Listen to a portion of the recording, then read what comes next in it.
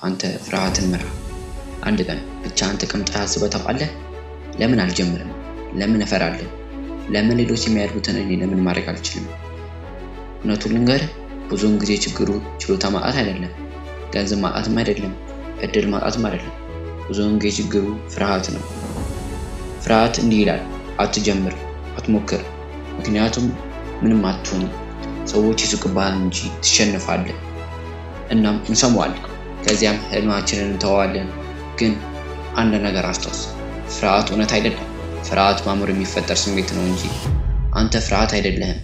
ፍርሃትን የምትቆጣጠረው ሰው ነህ። እንደምንም አንድ ልጅ አለ ብለህ አስብ። ይህ ልጅ ትልቅ ህልም አለው።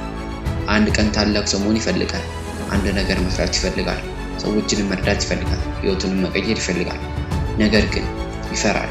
ካልተሳካልኝስ? ሰዎች ቢስቁብኝስ? ወድቅስ? ስለዚህ ዛሬ አልጀምርም። ነገ ይላል፣ ነገ ይመጣል፣ እንደገና ደግሞ ነገ ይላል። ቀናትም ይሆናል፣ ሳምንታት፣ አመታትም ወራትም ይሆናል። በመጨረሻ ግን ህልሙ እንዳልሆነ ይሰማዋል፣ ይታወቀዋል። ምናልባት ያ ልጅ አንተ ትሆን። ህልምህን የሚገለው ሁልጊዜ ውድቀት አይደለም። አንድ ጊዜ ህልምህን የሚገለው መጀመር አለመፈለግ ነው። ስለዚህ ፍርሃት ሲመጣ አትሸሸው፣ ወደ እሱ ተመልከት። አዎ እፈራለሁ በል፣ ነገር ግን እሞክራለሁ በል። ድፍረት ማለት በፍጹም አለመፍራት አይደለም። ድፍረት ማለት ፍርሃት እያለ እንኳን መሄድ ነው። ምናልባት ዛሬ ትልቅ እርምጃ መውሰድ አትችልም ይሆናል። እሺ፣ ትንሽ እርምጃ ውሰድ እና ያ ትንሽ እርምጃ እንኳን በራሱ ትልቅ መጀመሪያ ነው። አንድ ገጽ አንብብ፣ አንድ ቪዲዮ ተማር፣ አንድ ሀሳብ ጻፍ፣ የአንድ ሰዓት ልምምድ አድርግ፣ አንድ ሰው ጠይቅ፣ አንድ እድል ፈልግ። ትንሽ እርምጃ ነው። አዎ ትንሽ እርምጃ በየቀኑ ሲደጋገም ግን ትልቅ ለውጥ ይሆናል። ብዙ ሰዎች ስኬታማ የሆኑ ከሌሎች በላይ ብልህ ስለሆኑ አይደለም። ሁልጊዜ እነርሱ ሲፈሩ፣ ሲደክሙ፣ ሲወድቁ እንደገና ተነስተዋል። እናም እንደገና ሞክረዋል እና እስከ መጨረሻ ድረስ ተፋልመዋል። አሁን ይህን አስታውስ። አንድ ቀን በህይወት አሁን ያለበትን ጊዜ ታስታውሳለህ። እናም ራስን ትጠይቃለህ፣ በዚህ ጊዜ ለምን አልጀመርኩም? ያ ጥያቄ ሞክሬ ካልተሳካልኝም የበለጠ ከባድ ይሆንብሃል።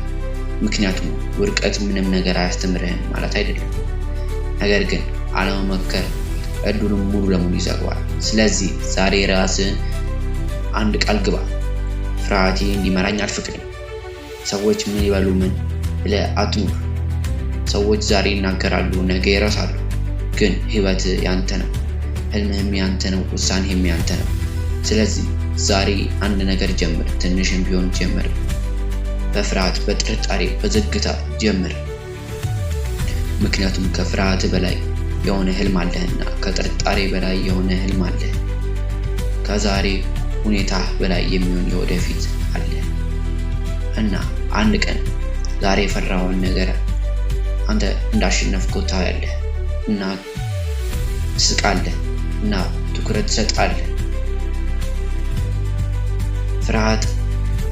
ፍርሃትን አትስማ፣ ህልምህን ስማ እና አሁን ተነስ፣ ጀምር። ጊዜው ያንተ ነው።